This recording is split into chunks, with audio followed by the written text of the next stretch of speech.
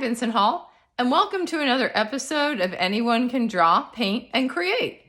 If you recall last week, we were working on a technique called sgraffito, which is where you take some sort of a sharp implement, I use my screwdriver, to create a texture inside your paper and then use that when you color over it to create those little tiny lines that would be almost impossible to get with a pencil or even a fine paintbrush, because you can do sgraffito in painting too. We were working on peacock feathers, in case you forgot. There's our peacock feathers. And I was thinking, how could I take that idea, build on it, and give you something you might want to try that would also be a little more timely for the season. So we're going to the beach, at least virtually. What we're going to do is work on palm trees on the beach, to be specific, because the palm tree has a lot of similar qualities to the peacock feather, at least when it comes to using my screwdriver for sgraffito and getting those wispy lines. I thought we could add palm trees, get a horizon line, which is where the sky and the land, or the sea in this case, seem to meet, and then that other technique that I like to use, the eraser, for creating the waves in the beach. So let's get started. The drawing, I thought I would share with you a close-up of what palms might look like in case you haven't seen a palm tree in a little bit. If you notice, it's the same as the peacock feather. We're going to be drawing a line like right here, and then these palms are going to come out from each side of that middle part of the spine of the leaf. And you can see it even better here. So out, out, out, and it's going to be some interesting shapes. My favorite part is where they drape over each other and get really wispy towards the edge of the palm tree. I just wanted to show you where we're going with this so you can see what they look like close up. And again, you can always just Google close-up of a palm tree, and you should get similar images like this if you want something to look at to follow along. I'm going to be doing my actual drawing of the palm tree on this sandy colored paper here because I thought that might help more for the beach scene. But just to get started on the palm tree for practice, this is going to look an awful lot like the old peacock feather from last week. I'm just drawing a variable line, which is a very weighted line actually. So the weight varies from medium to dark to light to dark again.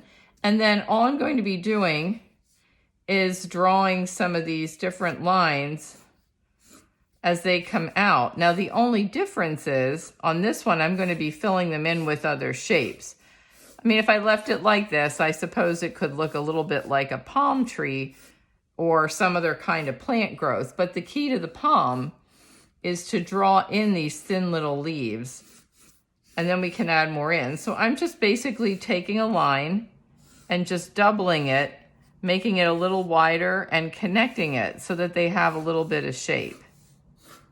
And I'm making this a little bit bigger than what I would do in a final drawing so that you can start to see where we're going. And then just filling in where I think I need more. Definitely need more up here. Connect that. And then just kind of come down at the end. And you should be able to see that's a basic palm. It's just lines, or really elongated ovals if you want to go down the road of figuring out a shape. But if you can connect two lines, and if you can't, you can erase out so you can. So really everyone could draw a basic palm. What we're going to be doing is taking this smaller to create an entire scene that involves the tree, not just the palm leaf. But a palm leaf by itself could be a really beautiful picture. This could be colored in different greens. You could maybe put this as a close-up with some clouds behind it. So if you did want to stick with just a simple part of a palm leaf, by all means, that would work too. There are many etchers and engravers that use a palm not only just for practice, but for making some gorgeous prints as well. I think you can find this on clothing, hats, paraphernalia. Who doesn't like a good Hawaiian shirt? And you can always find a palm tree on those. But let's get to the beach scene so we can get started with everything in totality. Now, to do a beach scene, you have to make a couple decisions ahead of time. Is this going to be a scene where you're standing on the shoreline looking straight out to the horizon? If that's the case, you're going to be drawing basically a straight line. So you can use a ruler, or if you don't have a ruler handy, another piece of paper or a book or a magazine or anything else that might have a straight edge. Or you might decide you want to be standing more on the side of the beach, or maybe an inlet or something. In that case, you could do a squiggly line. In order to show you how this might look, I'm going to do one of each, or at least half of one of each, so that we can create a scene. So I'm going to draw a horizon line, and then I'm going to do the squiggly side of the bay, almost like the inlet side, so that it's not exactly me at the edge of the beach with the waves coming straight at me. Let's get started. I have my toned paper and my ruler, and the first thing I want to decide is where do I want my horizon line? That's where the sky, and in this case the sea, will seemingly meet on my paper. What you really don't want to do is split your paper in half. Half and half is pretty boring and isolating, and it doesn't give your drawing or your painting, if you're doing this as a painting, any movement. So I could decide to be 2/3 sky and 1/3 sea and land, or about 1/3 sky and 2/3 sea and land. I'm going to go that route because I'm adding this palm tree, and I do want to have enough places for the palm tree to grow. So I'm going to just take my pencil and lightly go across where I want my horizon line. From there, I'll switch to a regular drawing pencil here. I'm going to determine where I would like my squiggly line to go, which is going to be where the ocean meets the sand. And I'll make this a little darker in a minute. One of the tricks to doing these lines, by the way, is you can go lighter where the line bends in and darker where it bends out. Lighter in, darker, lighter, darker, darker, darker, and such. And that already gives a little dimension to your drawing. You'll see it better in the finished product. I can hold it up here just so you get a sense of seeing what I'm talking about. We've got darker, lighter, darker. It gives more movement. It doesn't look as static. Then I'm finished with my ruler. I'm going to decide where do I want my palm tree. I think I'm going to have it start here. So I'll plot a point. And then I'm just going to draw a line up and out and kind of angle it. Palm trees can grow straight, but my palm tree is growing a little more in an angle.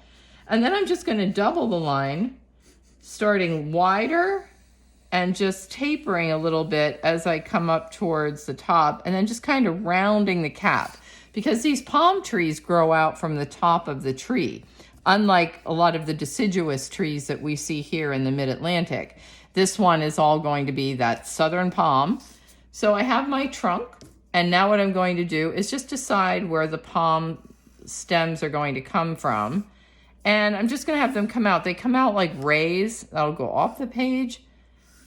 And then once I have these, I'm adding some more. And the closer we get to the trunk, which is going to be behind the tree, the closer my palms are going to be as well. I can make some lower. It's always good to have some break your horizon line like I did here. That just will give a little more interest to the drawing and make it look unified because we're connecting things. Then, once I have this, I'm going back to my handy screwdriver, and I'm going to follow along those lines that I drew with the thick part of the screwdriver to create the spine of the palm leaves. There we go. Just got a couple more, and that one. Once I finish that, I'm going to go in and actually make a bunch of X's or diamond shapes in this palm trunk, because as we know, palm trunks don't have bark the way our trees around here do. Rather, they have like more of a diamond pattern. I'll just do that again, just lightly. And again, you can use another implement. You do not have to use a screwdriver. I have used the edge of an ice pick, a kebab stick, a pen that doesn't write anymore. If the pen's out of ink and you didn't throw it out yet, by all means use that. Then I'm just going to erase out the little bit of the shoreline that wound up inside my palm tree's trunk, and a little bit of the ocean, because we don't want that. Okay, now that I have that, I will take my green pencil, here it is, and I'm just going to start coloring in, see if we can see here, the palm tree stem And where I did those lines with the screwdriver should start to come out. There's one. As these nice thin light lines. I don't want it to be too thick. Some of them are going to be thicker than others.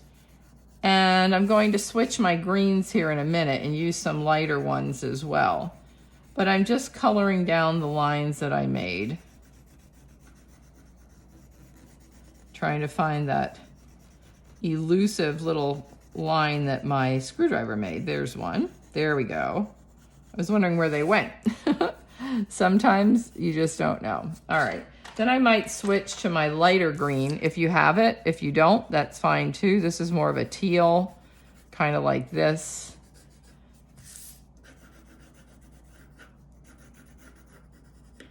And then I'm actually going to switch to yellow because there is a lot of a yellowy kind of green color in these palm trees. You know, the different leaves have different life expectancy parts. I guess some of them are newer growth, some of them are more older and mature growth. So I'm just going over some of these green lines with my yellow just to kind of jazz it up a little bit and make that teal look a little more believable. Now this isn't the palm, these are just where I'm going to start drawing those lines from. And that's where the fun starts. So I will take my medium green here and just start doing what we did for that good old peacock feather. Same thing, drawing my lines coming down. And for this, if I go the other direction, it might not make a lot of sense. So I'm going to go really close to the edge of that palm tree, because if I was looking at it from a view of where I'm standing lower than the tree, I wouldn't see those palms sticking out like they did on the practice one that we were doing. Maybe for the front one, but not for the sides. So you just have to plan. If it's on the left side, I'm probably going to see more palm trees of the palms, actually the texture, on the side that's closest to me here.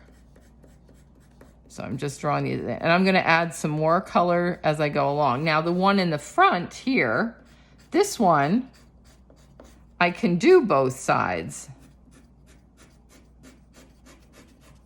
If you can see that. Then as I come over here, notice I'm always angling my palm in the direction of my lines. So if this is bending down, my little thin lines are going to bend down as well.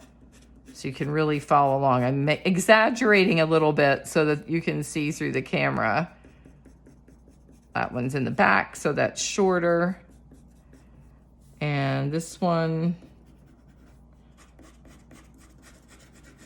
And this one. And see, as they get closer together, it starts to look a little more like a palm tree. I could probably leave it close to that and nobody would be the worse for wear. It probably wouldn't look too bad, but I would like to add more. So I'm switching to a different green. This is more of like a forest green. And I'm just going to go right over the lines that I did, but allowing those first lines to show through. This is going to add fullness. The key is don't do this the same amount on every leaf or it's going to look cut out, unless that's what you're going for. If you want it to look more patterny, like that proverbial Hawaiian shirt that has a lot of palm, then that's fine too. But otherwise, you know, don't make it all exactly the same. Then going back in with my yellow for some.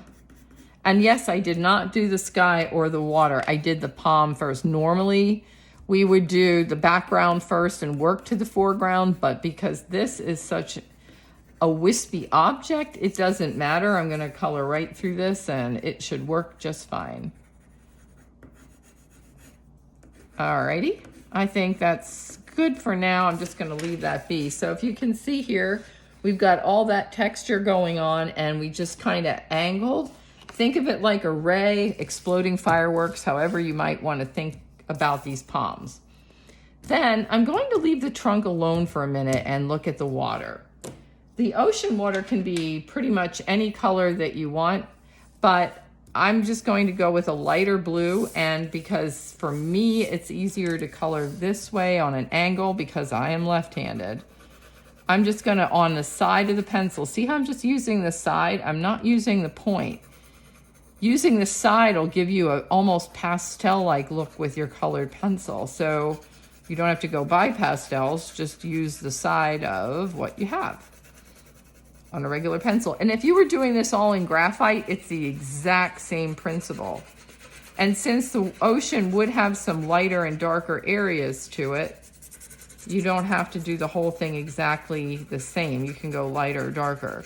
The key is keep your pencil almost parallel to the paper. If I start doing this, I'm gonna get these weird dark lines. There's one just to show you what you would get as I wasn't paying attention. And then as you come up to your horizon line, just kind of fill that in. Then I'm gonna skip across to the other side. I think that's about where I had my land going here. I lost some of it when I brought in my trunk for my palm tree. All right, we're gonna blend that in a little more later because I'm gonna show you how to make some waves, which will be lots of fun. All right, so we kind of have a blue sea, which is pretty nondescript, and it's kind of your basic blue sea.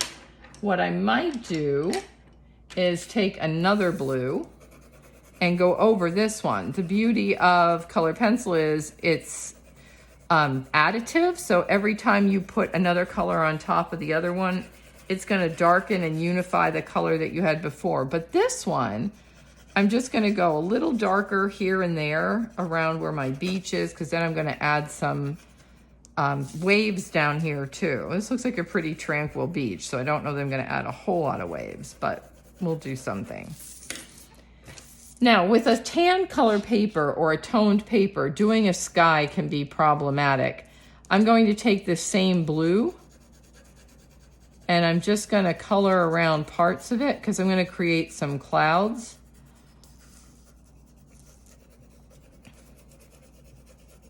So I'm not doing a lot of blue, just here and there. And again, you can go right through your tree. It doesn't matter. You would see the sky through these palm trees leaves. So I'm just kind of scrolling some of that in. And then, no, let's see, maybe I want this to go more of a sunset. So I will take an orange, and as I come down to the bottom here where the sun might be setting at the horizon line, or it could be rising, it could be morning, depends on which way we're facing here.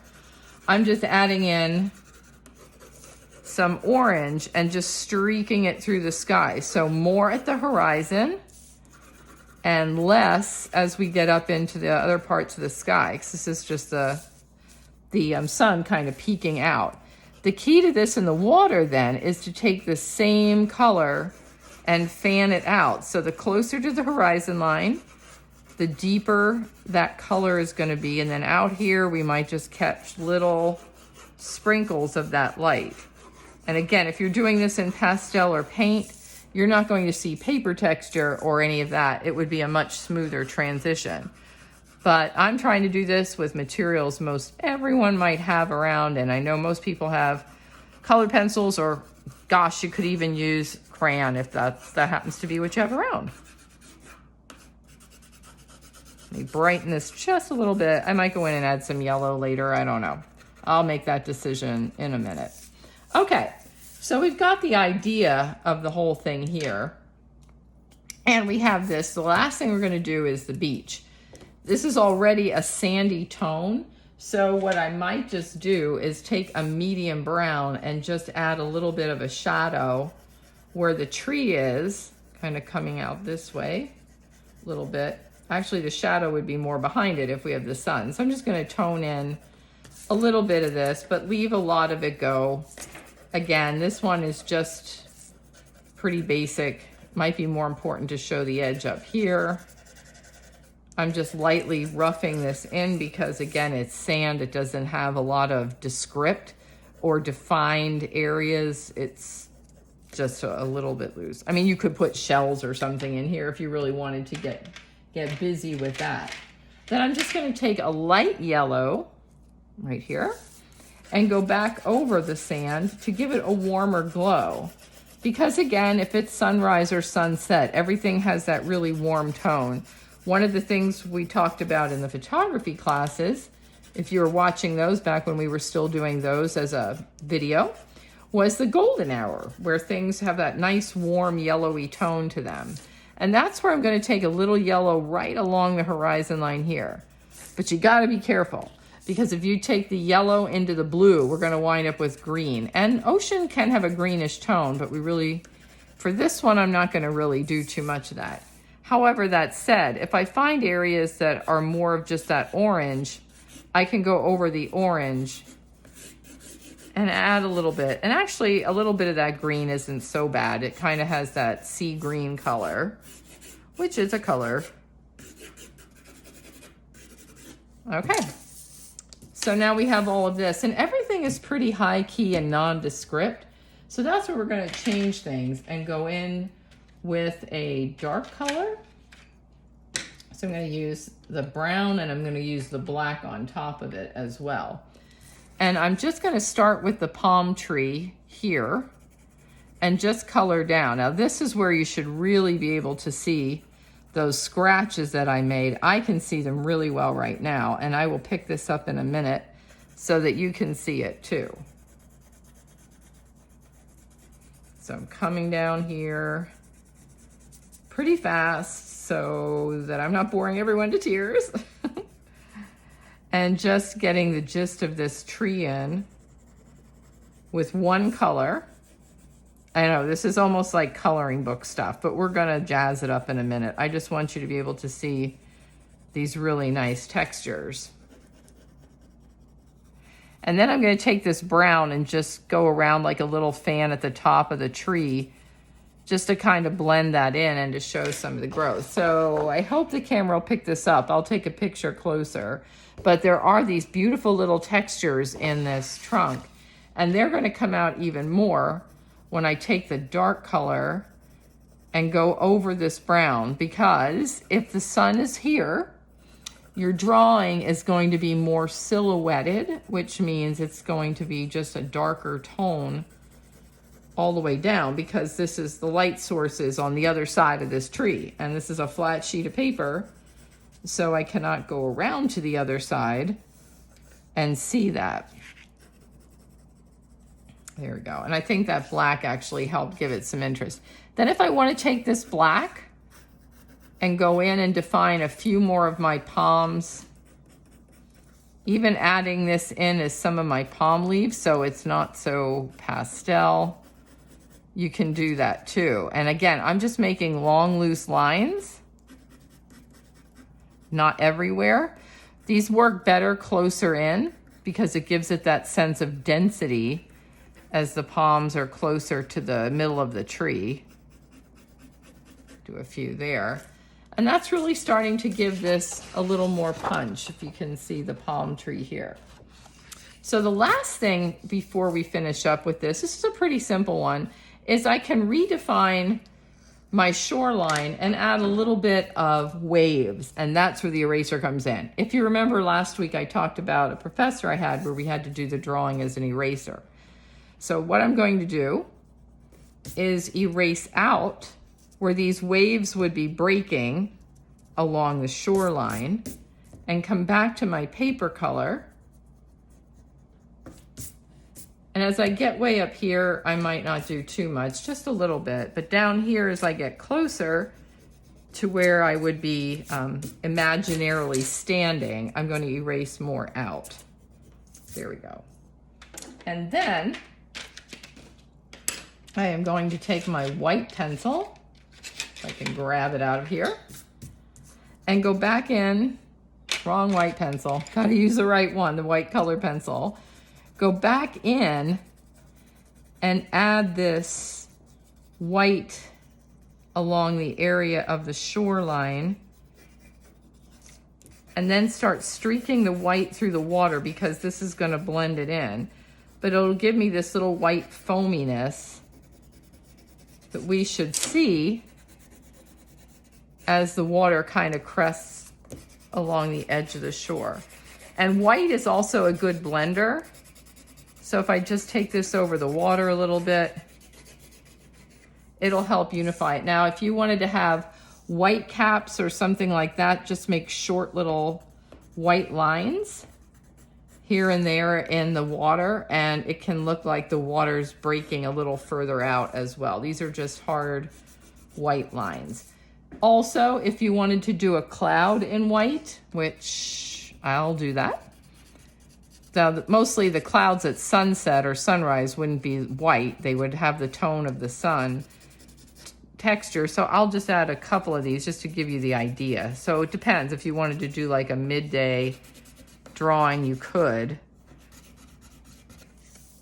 And then if I wanted to go in and make this look more believable as a cloud at sunset, that reflected color, this orangey yellow, could be underneath it.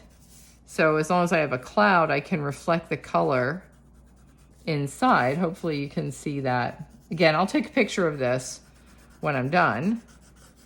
I'm just gonna make this sunset look a little more dramatic because it looked like it was fading just a little too much. Sometimes it's nice to be subtle, but subtle to the point of disappearing is never a good thing, at least not in a drawing. Okay, that's pretty much what we would have if we're doing a palm drawing. The last thing I can do here is try to decide, what do I want to do in this area if there's nothing going on? Well, there could be a shadow if the sun was the other direction, but it's not. So what I'm going to do is just do repetition, which is if I have these long lines up here for the palm, I'm just going to put some beach grasses in and draw some long lines down here, and even going over where this palm tree is, because maybe it happened to be growing near a small patch of grass. I'm starting to feel like Bob Ross talking about my imaginary beach and trees. I guess I'm magicking in some grass right now. If you've ever watched Bob Ross videos, I'm channeling him right now. And I'm using the same colors I used for my palm tree for some of these little beach grasses. Maybe put a few back here, just so it doesn't look like it's weird growing all at once. And some taller yellow ones, because why not? And then I'm just gonna go back in with white one more time here so you can see it. I'm just gonna press a little harder to get this soft break. And then the last thing, if the wave is breaking, there's usually a color under it. So I'm taking some blue and I'm just lightly going in here and there where I think that wave might be crashing, and adding a little bit of the color that I think I would be seeing if it was reflecting here and there in the water. Maybe adding a little more tone here.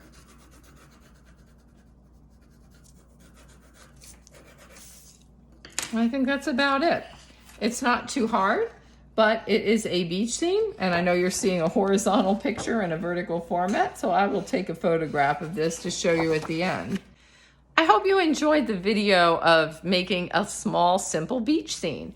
Of course, you can add a lot to it.